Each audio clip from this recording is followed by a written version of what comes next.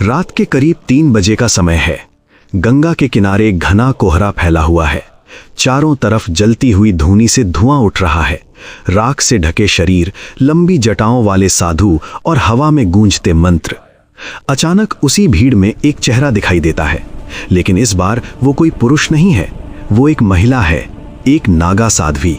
अक्सर जब लोग नागा साधुओं के बारे में सुनते हैं तो उनके मन में एक ही तस्वीर आती है, राख से ढके नग्न साधु, जटाएं और कठोर तपस्या।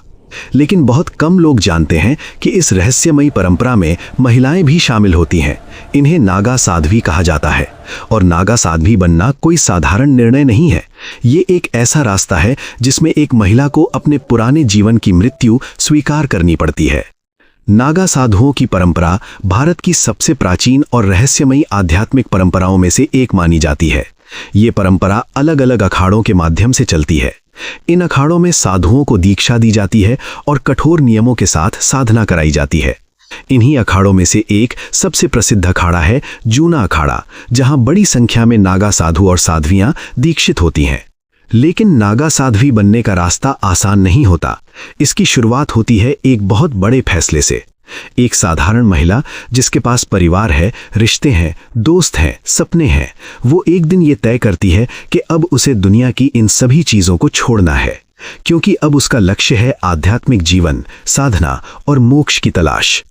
जब कोई महिला नागा साध्वी बनने का निर्णय लेती है तो सबसे पहले उसे अपना सांसारिक जीवन पूरी तरह छोड़ना पड़ता है। इसका मतलब यह है कि अब उसका अपने परिवार से कोई संबंध नहीं रहेगा।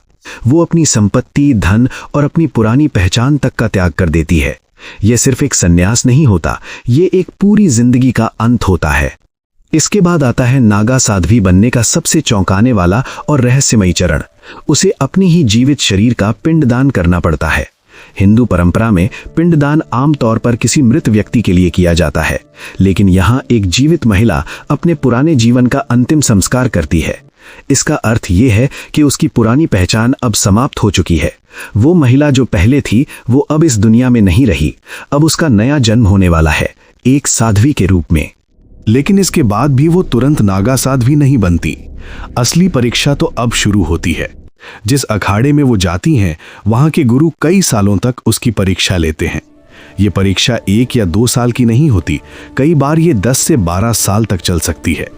इस दौरान उस महिला को बेहद कठिन नियमों का पालन करना पड़ता है। उसे बहुत कम भोजन करना होता है, कई घंटों तक ध्यान करना पड़ता है, कठोर तपस्या करनी पड़ती है।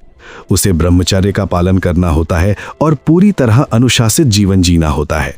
कई बार तो उन्हें एकांत स्थानों, पहाड़ों या जंगलों में साधना करनी पड़ती है, जहां न कोई सुविधा होती है और न ही कोई आराम।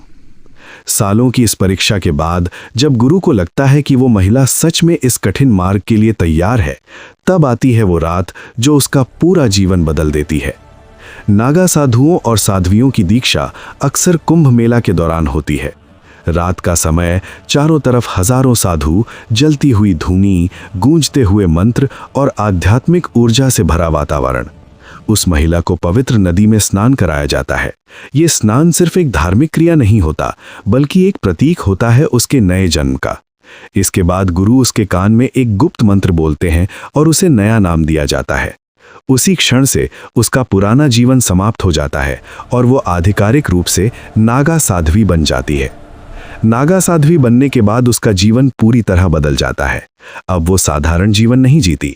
वो गेरुए वस्त्र धारण करती है, शरीर पर भस्म लगाती है और अपना अधिकांश समय ध्यान, योग और साधना में बिताती है।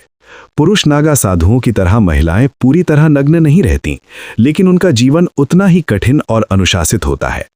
नागा साधुओं और साध्वियों के बारे में कई रहस्यमयी कहानियां भी प्रचलित हैं। कहा जाता है कि कुछ साधु वर्षों की कठोर तपस्या के बाद अद्भुत आध्यात्मिक शक्तियां प्राप्त कर लेते हैं। कुछ लोग मानते हैं कि वे प्रकृति की ऊर्जा को महसूस कर सकते हैं। कुछ कहते हैं कि वे आने वाली घटनाओं का आभास कर लेते हैं। हालांकि इन बातों का कोई वैज्ञानिक प्रमाण नहीं है, लेकिन उनकी कठिन तपस्या और जीवन शैली आज भी लोगों को आश्चर्य में डाल देती है। जब महाकुंभ का समय आता है, तब नागा साधुओं और नागा साध्वियों का सबसे अद्भुत दृश्य देखने को मिलता है। शंख और नगाड़ों की आवाज, हजारों साधुओं का जुलूस और पवित्र नदी की ओर बढ़ती हुई भीड़। इसे शाही स्नान कहा जाता है। ये दृश्य इतना भव्य और अद्भुत होता है कि इसे देखने के लिए दुनिया भर से लाखों लोग आते हैं। नागा साधुओं की दुनिया आज भी रहस्यों से भरी हुई है। एक तरफ आधुनिक दुनिया तकनीक और विज्ञान में आगे बढ़ रही है, वहीं दूसरी तरफ कुछ लोग आज भी सब कुछ छोड़कर तपस्या, वैराग्य और आध्यात्मिकता का रास्ता चुनते हैं। और जब कोई महिला इस कठिन मार्ग को अपनाती है तो वो सिर्फ एक साध्वी नहीं बनती, वो बन जाती है हजारों साल पुरानी एक परंपरा का हिस्सा। एक ऐसी परंपरा जिसे आज भी लोग कहते हैं नागा साधुओं की रहस्यमयी दुनिया।